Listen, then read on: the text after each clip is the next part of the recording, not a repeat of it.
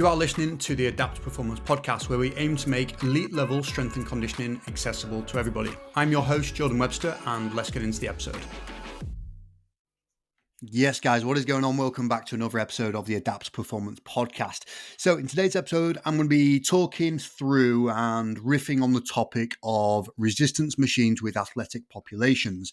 Going down a little bit of a rabbit hole and kind of talk you through some of my rationale, how I think about using machines and why you probably should use a little bit more of them if you only do free weights. So we're going to get into that topic and, just kind of see where we end up. But I do think it'll be a valuable one.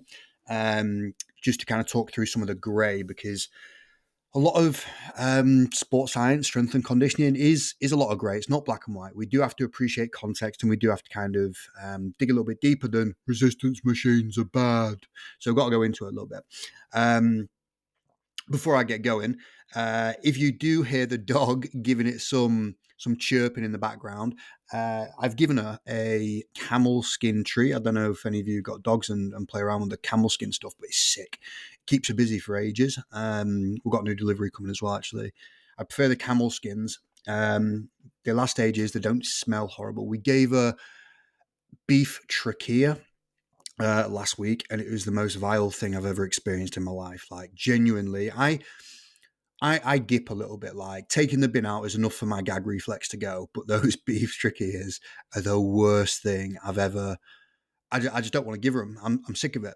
She can have them when she's outdoors, but she's not bringing it in the house anymore because it was the worst. All that being said, if she does start yapping, I will kind of let her out real quick, but I will probably try and edit that out as best as possible. So yeah, what's been happening? What has been happening? Not much, really, to be fair. Training's been going sick. Really been enjoying the training side of things. Nutrition's good. Started tracking my calories this week just to get a little bit of an update on what I intuitively eat and see, how well I'm kind of estimating. And it's really interesting. I generally aim for about, 200 grams of protein per kilo body weight. And I've been going way over that. Not 200 grams per kilo body weight, sorry. 2 grams of protein per kilo body weight, which is about 200 grams-ish. For me, I weigh about 90-ish kilo. And I've been going way over, like I'm talking 250 to 270 over, which has been, it was the main reason I wanted to do it, just to track and actually get a little bit of an idea of what I'm taking in. And it's been really cool, because now I can eat more carbs, essentially. I don't need my protein to be that high. I'm not that bothered, but if I can get more carbs in, carbs are delicious. And, I'm all about flapjacks. I'm all about porridge. I'm all about rice and sweets and stuff. But I'm probably going to be more fueled, yeah. So that's going to help my performance and probably going to help with pumps as well. That's always a good one when you're in the gym. So yeah, that was an interesting one. Something I'm really happy that I played around with. So getting into the actual topic of resistance machines and should athletes use them. So I feel like within the strength and conditioning industry at the moment, they probably get a little bit of a bad rap, right? I think the rise of functional training, so like functional patterns and kettlebell stuff and sport specificity and all that, right? There is a lot of like negative connotations to resistance machines with the perception or the false narrative that as soon as you start doing resistance machines, you're going to start moving like a robot and, it's not functional. It's not going to help your performance, etc. And it's all waffle. But let me talk to you about why. I can remember one of the first examples of somebody using resistance machines in elite sport that I actually, heard about was in the NBA. And, so basketball. And I'm not really a basketball guy. I've worked with basketball teams in the past, but this was before that. And the coach at the time was basically talking through his use of machine work, and he explained it in the sense of, look, our athletes are the best in the world at their sport, right? They have to play 5 games a week, sometimes 7 games a week. Like their playing volume is incredibly high. They are often super tall as well, but they play a lot. So there is a huge load on their body. My job as a strength and conditioning coach kind of has two purposes. The first one is to make them as available as possible for their sport, so get them on the court in good shape so that they can do what they need to do. And the second one is, okay, can we increase performance? Can we give them a little bit more of a powerful car, so that they can drive it better, to use like a Formula One analogy? And the first one is probably more important in this case, like getting them on the court so that they can do their job. They're already the best in the world.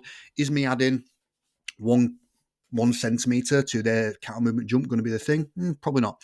So he basically said, look, the playing load is so high. These guys play a lot. They've got a lot of pre-existing injuries. They're tall. We're going to use resistance machines a lot because what this allows us to do is be very specific with the tissues and the muscles and the tendons, etc., that we are trying to overload. We can be very on it. Okay. We can control the amount of fatigue and soreness and niggles that we have through machine work. And also some of the machines that we use, so like leg extension, hamstring curl, calf raises, stuff like that. Overloading those tissues is a lot easier with a machine than a back squat for some of these taller athletes. If you've seen like a tall person squatting sometimes, when they are super limby, quite giraffe-like, it doesn't look supernatural, and quite often you'll see that it's not really loading the things that you want to load as much. They'd be much better instead of doing a back squat, doing like a heel elevated front squat, Xerxes squat, goblet squat, something along those lines. But even in that case, are you going to get more load through the patella tendon and the quads doing that? Or getting them on a leg extension where you can just hammer it is super stable. So that was the first example, and kind of opened my eyes at the time. And this would have been, I don't know, maybe like 10 years ago. And I was like, okay, that's really interesting, because I was kind of coming up and figuring everything out and trying to get my own philosophy. I'd always used machines. It probably always made up a percentage of my own programming. But it'd be the accessories, right? I would do the compounds, I'd bench press, I'd RDL, I'd split squat, I'd do everything. But then I would do some pump work or isolation work at the end. So let me talk you through a little bit of how we think about resistance machine use, and I'll talk you through some of the cases that I've used them in. And it might apply to your situation. It might not, right? Let me just take a quick drink of coffee. Oh, fuming. I have a sugar in my coffee, and I've ran out. So I've tried to use this like sugar-free golden syrup stuff that I got in the other day, and it is the worst thing I've ever tasted in my life. So do not recommend. So the reason why, or one of the reasons why resistance machines are really cool, is because of the high stability element of it, right? So if you look at like a leg press, okay, it's on a rail. Okay, so it goes up, it goes down. There's no left, right, up, down, rotational movement or anything like that. It's up, it's down. Same with the Smith machine, up, down, chest press, up, down. Okay, some of them do have a little bit more of a circular resistance profile. They arc a little bit, so it might not be straight forward and back. They sometimes move with the direction of how they've been created to target specific muscles. So you might see this in like an incline chest press, certain row variations and things like that. But essentially, they're on a fixed path, right?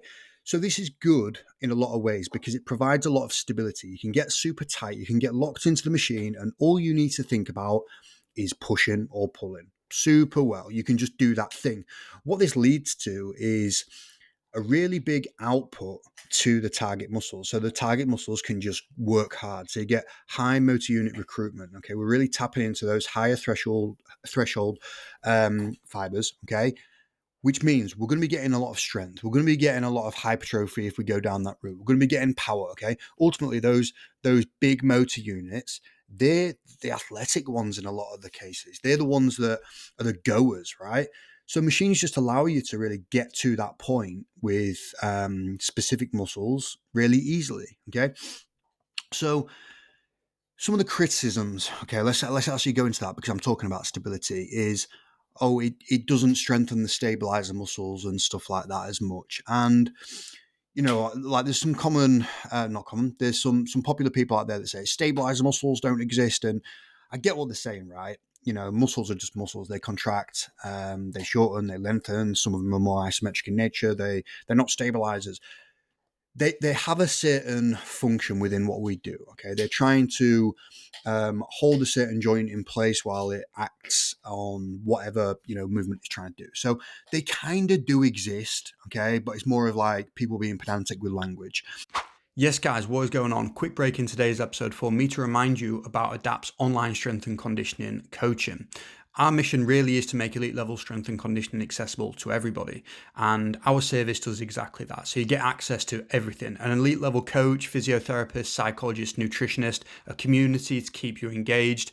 Ultimately, what we're trying to do is give you everything you would ever need in order for you to achieve your goals. So if that is something that you are curious about, get in contact and we'll just have a no pressure chat where I explain everything, find out a little bit more about you, and we can decide whether you are a good fit for our program. Okay, without further ado, let's get back into the episode. Cheers. What people are trying to say when they say that machines don't work stabilizing muscles is, you know what, there's probably not working everything around the shoulder when you do that versus if you do a dumbbell chest press or you do press up on the rings and things like that. And I do agree, to be honest with you. Like, my philosophy is I'm as meathead as you come in a lot of ways. Like, I love strength training. I love just getting after it and lifting heavy weights.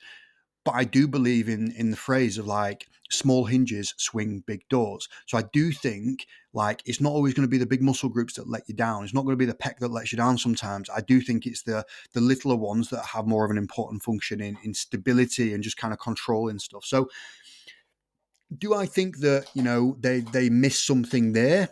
To be honest, yeah, but I think a lot of training misses that as well. I'm not saying just because you do a dumbbell chest press, you're instantly going to be way more robust than if you do like a machine chest press. I don't think that's the case. I think it gives you a little bit more when you do a dumbbell, but I don't think it's anything like spectacular. I think it works on a little bit more of a continuum of like no stability demand to maximum stability demand. When you've got no stability demand, you could probably produce a lot more force. You go to a lot of stability demand, like, doing press up on a ring, and more stability required there means you're not going to be 1 hour aiming, right? So think of it more as a continuum rather than just like there's no stability. Okay.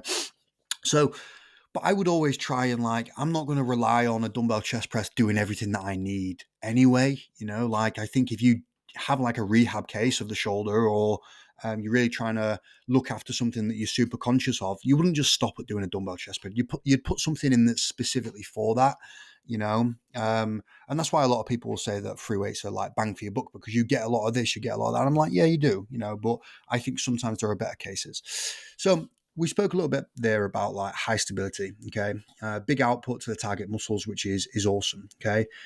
Some of the benefits of this as well is because you can work, a muscle group and just hammer that muscle group. So if we take squat, for example, okay? So a squat is one of those exercises where it works a lot of things. It's called like the king of all lower body exercises, and sometimes king of all exercises, because it works so much. It's bang for your buck. It works your quads, your glutes, your erector, your core. You get some upper body stuff in there from an isometric standpoint. It does a lot. Because it does a lot, it also comes with a lot more kind of CNS fatigue. So CNS meaning central nervous system, meaning essentially like the brain, okay, head office. It controls everything that we do. It is responsible for telling the muscle group that you need to work or you don't work. And it does get tired sometimes. It does get more tired with heavy lifting. It gets more tired with big bang for your buck exercises like a bench, a squat, a deadlift, stuff like that. They say that the deadlift is probably one of the highest CNS fatigue exercise you could do. But yeah, so it does come with more CNS fatigue if you do a back squat, right? Because there's more stuff going on. Because there's more CNS fatigue, it means you probably can't accumulate as much volume on the target muscle because of that thing, So if you were to do 5 sets of 5 on a back squat, okay, because you're trying to challenge the quad, for example, would you actually be better off doing 5 sets of 5 on, doing 10 sets of 5, like double the amount of volume on a leg press? Or a leg extension? Probably, you could probably get a lot more targeted work to a muscle tissue and a tendon unit by doing an isolation exercise or doing something that is based on a machine, because you get rid of all the other stuff. And, like the lower back, right? Just talking from an injury standpoint, people get injured. It doesn't matter what sport you do. You'll be exposed to some injuries, and you're going to have to work around some stuff sometimes.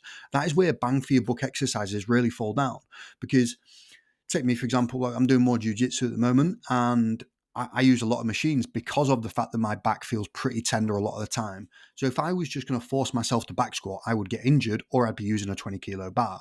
But I'm not going to do that because I still need strong legs and I still want strong legs.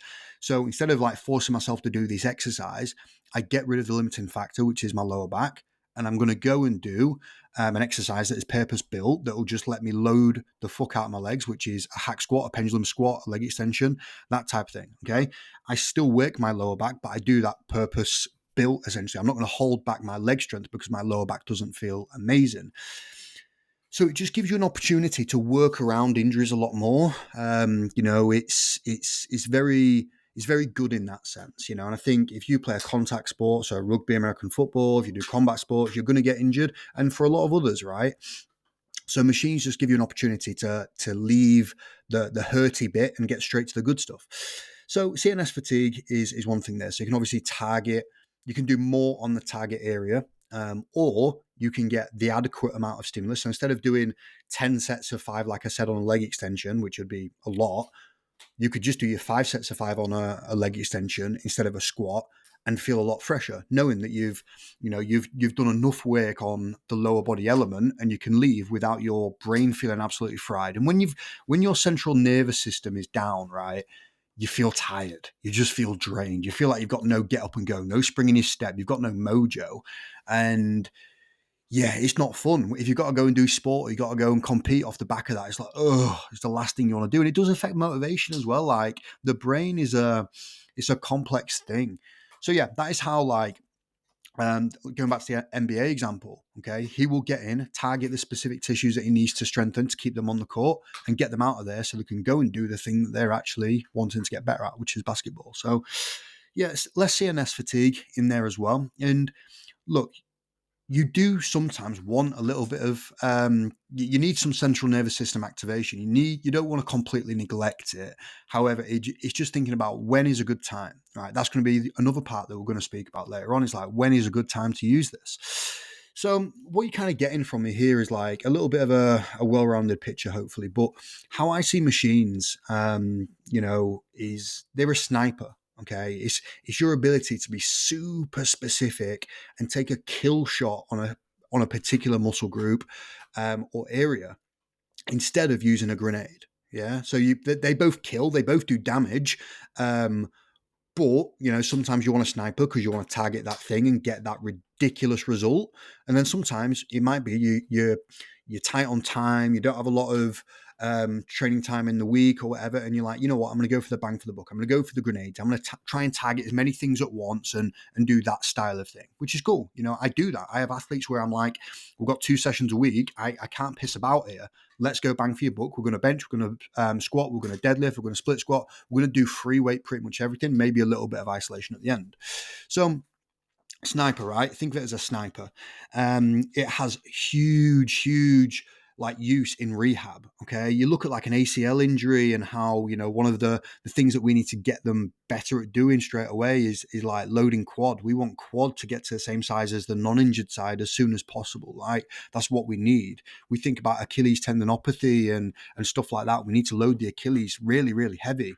You're probably not going to manage that if you like just holding onto a dumbbell. You need more load. You need a seated calf raise. You need a Smith machine in order to really load the calves, right? So the rehab cases for this is huge. When I tore my pec, when have it been? 2 years ago, maybe. And the machine was awesome. So I could still load pec, but I didn't like being in certain situations. And it was almost as if like a 1-inch move in my elbow position would bring on symptoms. And I didn't trust myself to do that with a barbell or a dumbbell at the start. So it allowed me to still load pec and gradually build up resistance. Until the point when I was okay to, start moving to a dumbbell, a barbell, press up, stuff like that. So it has use in rehab. For hypertrophy, this is where you'll probably see like the common example from the functional boys is for bodybuilders. Machines are for bodybuilders. You see a lot of bodybuilders using it because they probably respect the CNS fatigue element quite a lot of, why tire out my whole body when I could probably just, if I'm going to do back and buys, attack back and buys, and that leaves my legs fresh for tomorrow and it leaves my chest fresh for the day after. So hypertrophy, it definitely does have uses, and for a few reasons, right? Because it's stable. You can really know exactly that the muscle you are trying to work is getting worked because of the stability demand, because it's on a rail, it's back and forth. you know chest is working because it doesn't really have a choice, providing that you set the machine up well and your technique stays true, right? Other benefits of it is because it is on a rail, because it is a mechanism of back and forth, it's relatively safe. Like you can get on a leg press and hammer it until utter failure, and then you just push it back up, and then you're good, right? If you go all the way to failure on something like a squat, you start to see that lower back position goes, you fall forward, it starts to look a little bit more like a good morning. It's not great, but let's take hypertrophy. I want to take my muscle to failure all the way, or close to it. It's a really safe way of doing that on a machine. So from a hypertrophy perspective, I really see the value, and that is where you will see a lot of people using machines more so for their accessories rather than their main exercises, which is fine, like I'm about that. That was definitely me as well. So yeah, hypertrophy, it allows you to get close to failure, allows you to target the muscle, allows you to spare yourself from a lot of fatigue. Okay. It just gives you options to place. Okay. Another reason. Okay. Let's go down this route. I've had this situation, like if you do not have much time with an athlete. So obviously I work with athletes online a lot of the time, I work with them face to face as well. But in this scenario, as a guy came to me, he was like, look, I've not done much S&C in the past. I want to work with you on a one-on-one basis for this fight camp. I've got, I think we had 10 weeks. And I'm like, okay, so he hasn't done much. So we actually lent a little bit more into getting a little bit of an education behind him and making sure he's prepared for after this fight. That's a goal of ours.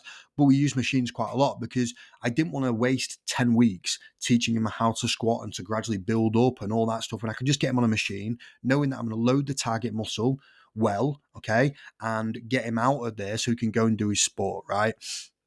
Perfect. Would that be a great long-term strategy? No, but I was paid to do a job, and it was, okay, I've got 10 weeks to get an outcome and get him to the fight in the best shape possible. And there were some other things that we kind of looked at around his scheduling, and we decided on certain goals that were going to be really powerful for him in that actual fight. And it wasn't hugely strength-based, to be honest with you. So like I was off the hook, but I still wanted something. So yeah, like if you don't have much time and you don't have much of an opportunity to really kind of teach somebody how to back squat super effectively and that type of thing, machines can be a good use. You can still get a machine wrong, don't get me wrong, you will see it. You might have all seen that leg press, like the leg press video, where I've seen it a few times. There's a few of them, but I've probably seen 3 videos of people hurting themselves on a leg press, right? And it comes from that hyperextension, which is a really interesting thing where they lock the knees out on the leg press. And for whatever reason, their knees go the opposite way. They just bend the way they shouldn't bend. There's probably 3 videos I've seen of that, but that is etched in people's minds. But it's interesting because the forceful extension is what we do when we sprint, when we decelerate. To an extent. It depends on what part in the movement you're decelerating. When you jump, when you throw punches, like it happens. So it's really interesting that you see a lot more of that, and you don't see it as much on other exercises. But so yeah, there's some things. So look, just to kind of review what we kind of chatted about there, machines are a useful tool to use, and I've just been speaking about all the good bits there, right? They're not a replacement for free weights. They're not a replacement for calisthenics. But they're a tool, like nobody gets pissed off at a steak knife because it doesn't do a great job of cereal. Like you just need to appreciate like how it sits in the bigger picture, and it has a lot of advantages. It has a lot of disadvantages as well. But what we know is it's good for loading. It's good for you being able to like be specific in what you're trying to target. It can help you manage fatigue. Okay. It just gives you more tools, and with more tools you have the opportunity to put together programs that are more specific for the athlete that you've got in front of them based on their goals, right? And look, every athlete is different. This is the thing. Every athlete is totally different in terms of how they will use machines or use equipment. Some of the rugby lads that I train, they're in the gym a lot, right? It's rugby culture. They love a bit of strength work, okay? So they probably have 50%, right? 50% of their training from a strength perspective. We'll take plyos and sprints and all that stuff out of it. So just the actual lifting weights, 50% of it is probably free weight based. So we're talking dumbbells and barbells. And then after the main exercise, or the first two exercises that are strength based, we'll move a little bit more towards isolation. And it might be machines, it might be that style of thing. But it serves a certain role for those guys, because generally, if they've been playing for a rugby for a little while, they're going to have a little bit of wear and tear. They've probably been lifting for a little while as well. Like it's embedded in the culture. So I'm okay with a 50-50. It doesn't always stay 50-50. Some guys are like, nah, I prefer free weights. I'm like, okay, you prefer free weights, as long as we're aware of like where the trade-off is. So yeah, like 50%, I've had fighters, like I just said before, who, because it's a last minute phase, we did mostly machines. Okay. He didn't really do much with a dumbbell. He didn't do much with a barbell, and that's fine at that point. Is it a long-term strategy that I'd love to do? Probably not.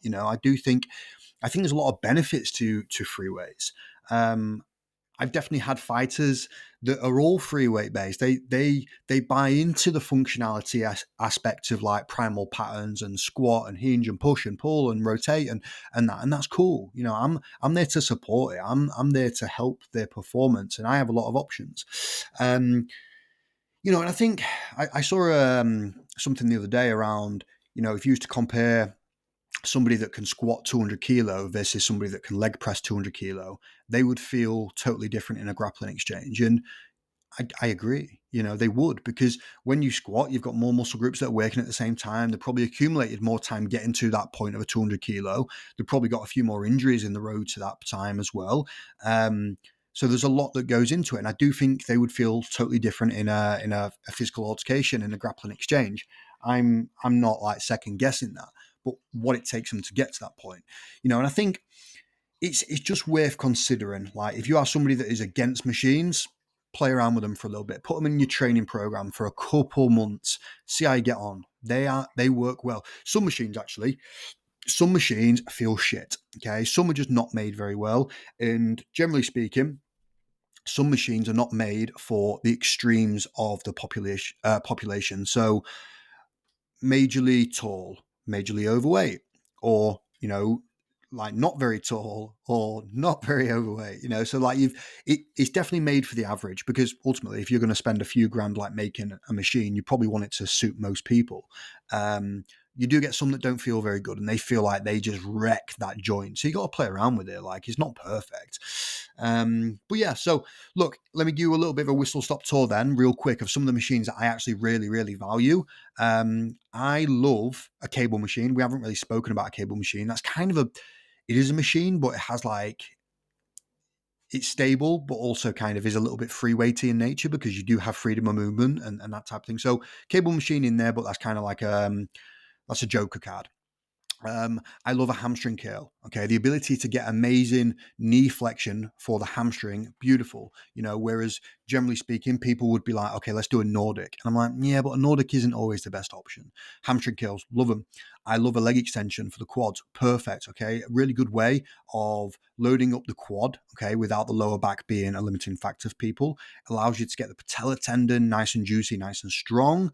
I'm a big fan. I love a chest supported row machine, because, single arm rows are great, bent over rows are great, but I also love being able to fix my chest to the pad and just let the actual pulling muscles do the job without there being too much rotation, without there being like a stability demand on my ability to lock that position there. Yeah.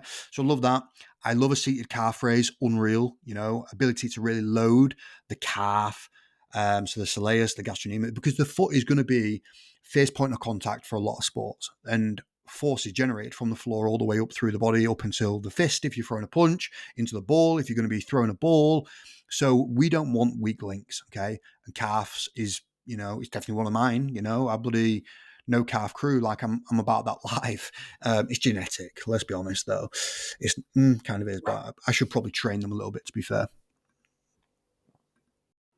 And a little bit of a sin is I really value a Smith machine. A Smith machine is probably like the piece of equipment for bros, okay? Because people will be like, your squat doesn't count because it's on a Smith machine. And it's like, okay, whatever.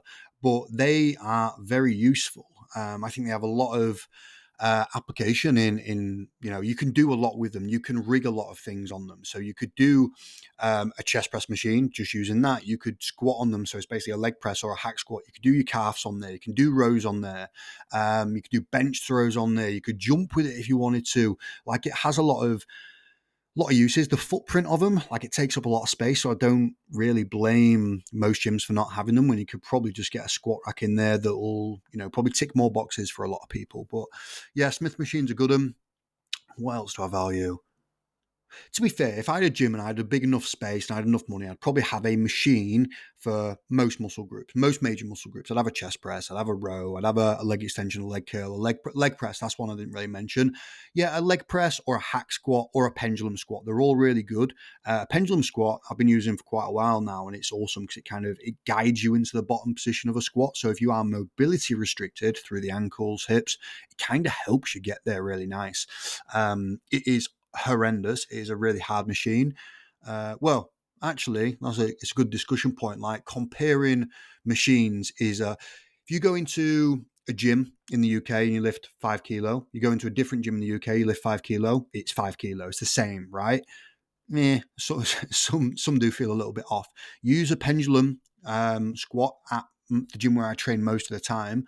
You put a 10 kilo on each side of that machine and you are buried. It's hard. You have to work. Like, it's not easy. Whereas this gym I went to this latest bank holiday, I used their pendulum squat and it didn't feel as nice. It felt really unnatural as a movement. I could load that up to like 60 kilo and it was still okay. And I'm like, okay. So that's where, just bearing in mind that machines are not always created equal, particularly in terms of loading, because of the resistance profile and how they're made to challenge the tissue. So yeah, there it is. Right, so I'm going to wrap that up. I was feeling super motivated to get this out there just because I had a lot of questions around resistance machines after me putting out a few posts talking about functional movement and that type of thing. So I wanted to get on here and speak about them. I'm not a machine guy. I am just a tools guy. The more tools you've got, the more opportunities you've got to solve the problem. And if you're an athlete, you shouldn't shy away from these. But I probably wouldn't go all in either. Let's sit on the fence. Let's sit on the fence so much that you end up with splinters in your ass. That's basically what S&C coaching is. Masters of the grey zone, and it depends. Right then, so if you are struggling with your programming, give us a shout. Let me help you out a little bit with that.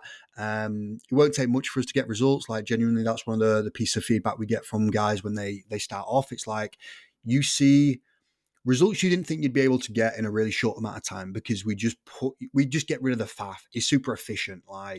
So yeah, give me a shout if you are in that space and you want somebody to kind of take your training up a notch. And we'll have that conversation. I will tell you if we're not right for you or you're not right for us. Like, I'm not going to try and weasel my way in. I would just give you an honest answer. But yeah, sweet. Right. If you've got any questions about today, give us a shout. Hopefully that was somewhat useful. I'm going to try and finish this god-awful coffee that I've made because it is a cardinal sin to ever waste a coffee, no matter how bad it is. All right. Speak soon. Thank you very much. Okay, that is the end of today's episode, guys. Hopefully you enjoyed that. If you did, please do let us know and then share it with somebody who may find this episode interesting. Okay, see you next time. Cheers.